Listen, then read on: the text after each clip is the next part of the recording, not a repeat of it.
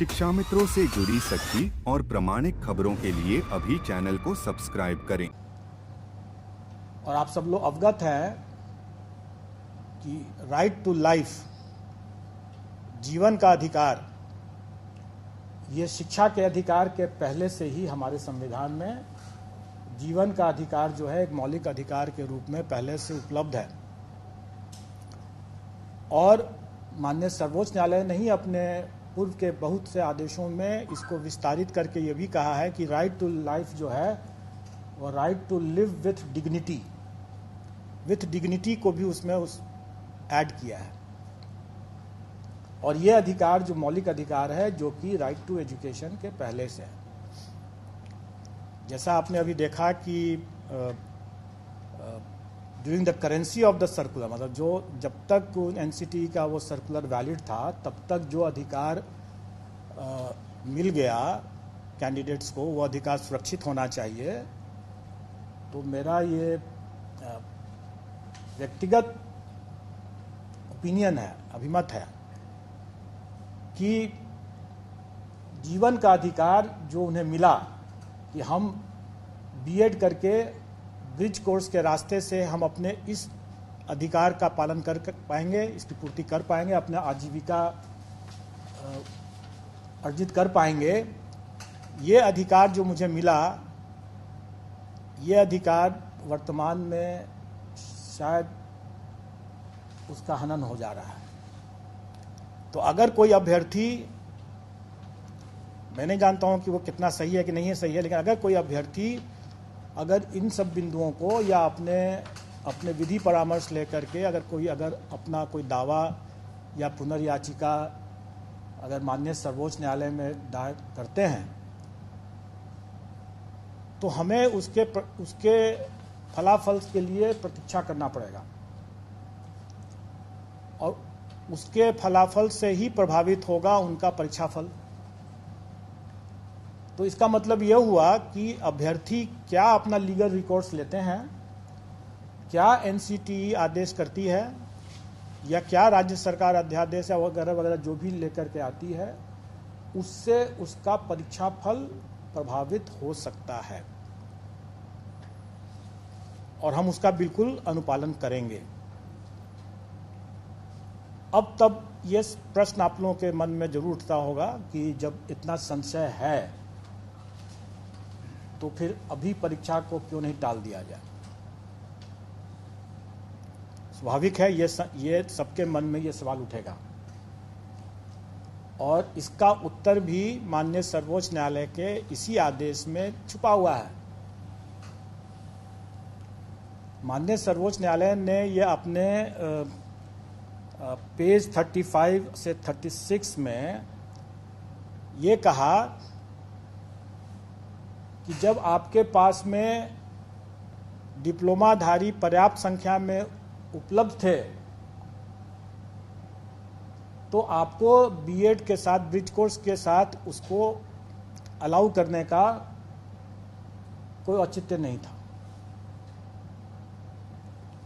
ये साफ साफ उसमें लिखा हुआ है कि, और इसी कारण से भी यह रद्द हुआ है क्योंकि आपको याद होगा, जानकारी होगी कि केवीएस ने शिक्षकों की कमी के कारण से यह प्रस्ताव दिया था, यह अनुरोध किया था, जिसको एनसीटी ने मान लिया।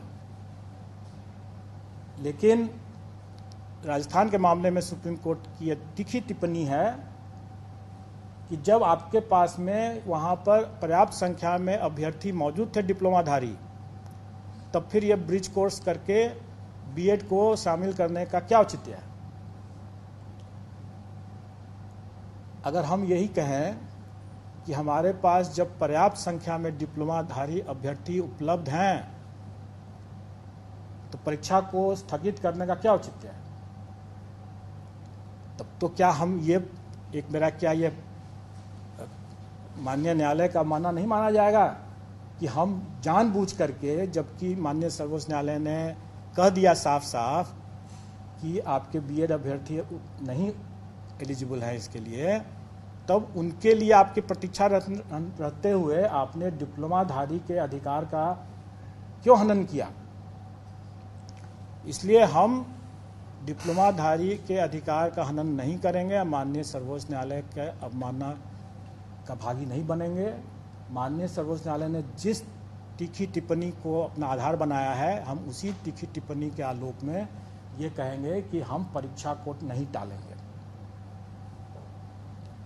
हम डिप्लोमाधारी हमारे पास पर्याप्त संख्या में हैं। 3,80,000 से ज़्यादा हमारे डिप्लोमाधारी प्राथमिक शिक्षक के लिए अभ्यर्थी हैं।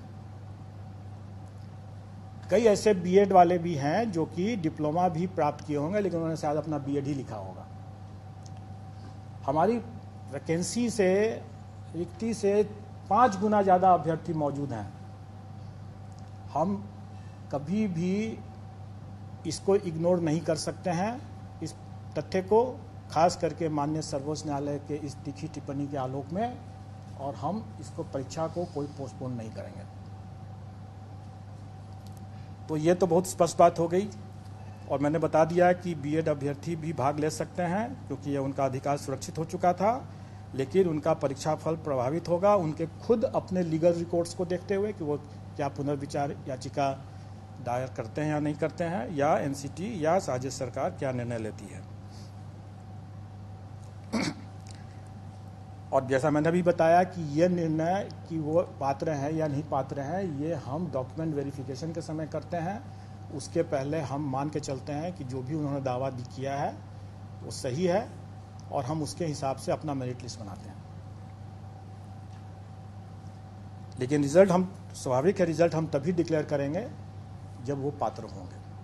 अगर वो पात्र नहीं होंगे तो हम उनका रिजल्ट डिक्लेयर नहीं करेंगे, और वैसी स्थिति में उनका एक चांस व्यतीत नहीं माना जाएगा। क्योंकि एक ये भी संशय था लोगों के मन में कि अगर हम एग्ज़ाम दे देते हैं और मेरा एक चांस बेकार चला जाएगा, आप मेरा रिजल्ट नहीं देंगे। जब हम रिजल्ट ही नहीं देंगे तो हम उनका एक चांस भी नहीं मानेंगे। लेकिन ये तब की स्थिति में है जबकि उनको कोई संशय रहता है, जैसे मुझे भी अभी संशय है कि पात्र हैं कि नहीं है, या क्या वो लीगल रिकॉर्ड्स लेते हैं। लेकिन अगर ये क्लियर अगर हो जाता है और उसके बावजूद जानते बूझते अगर वो अपीयर होते हैं, तब उसको हम उनके चांस को व्यतीत मानेंगे। जैसे कि हम लोगों ने अपीयरिंग कैंडिडेट्स के लिए, जैसे सीटेट अपीयरिंग कैंडिडेट्स के लिए या बीएड अपीयरिंग कैंडिडेट्स के लिए कोई भी परीक्षा में जो हम अनुमति दे रहे हैं, तो भली भांति जानते हैं कि वो अपना एक चांस को एग्जॉस्ट कर रहे हैं, चाहे वो सीटेट क्वालिफाई करते हैं या नहीं करते हैं, वो अपने एक चांस को व्यतीत करते हैं, क्योंकि भली भांति वो जानते बूझते वो अपीयर हो रहे हैं, इसलिए उनका चांस व्यतीत माना जाएगा। लेकिन इस पर्टिकुलर मामले में, बीएड के मामले में, अगर संशय बना रहता है और अगर हम उनका परीक्षा फल नहीं घोषित करते हैं, रोक के रखते हैं, तो उनका चांस भी व्यतीत नहीं माना जाएगा, और उनका 3 चांस, हर परीक्षा के लिए 3 चांस सुरक्षित रहेगा। ये तो अब मैंने जो बता दिया, जो आए दिन लोग तरह तरह के अटकलबाजी लगाते हैं, और एक तरह से जो अभ्यर्थियों के शुभचिंतक हैं वो बेसिकली रक्षा में हत्या कर रहे हैं, क्योंकि जो उनका मन अगर विचलित है तो परीक्षा में कैसे पढ़ेंगे। स्वाभाविक है। आए दिन हम लोगों के पास में यह भी एक अनुरोध आते रहा है कि भाई ये पहली बार ये परीक्षा हो रही है, इसके क्वेश्चन के पैटर्न, इसके स्टैंडर्ड्स, इन सब चीज़ों का कोई पूर्वोदाहरण नहीं उपलब्ध है, तो हम तैयारी करने में थोड़ी कठिनाई हो रही है, इसलिए इसमें से नेगेटिव मार्किंग को हटा दिया गया। इस पर सरकार का भी अनुरोध है, और कमीशन ने इस पर विचार करते हुए इस बार के लिए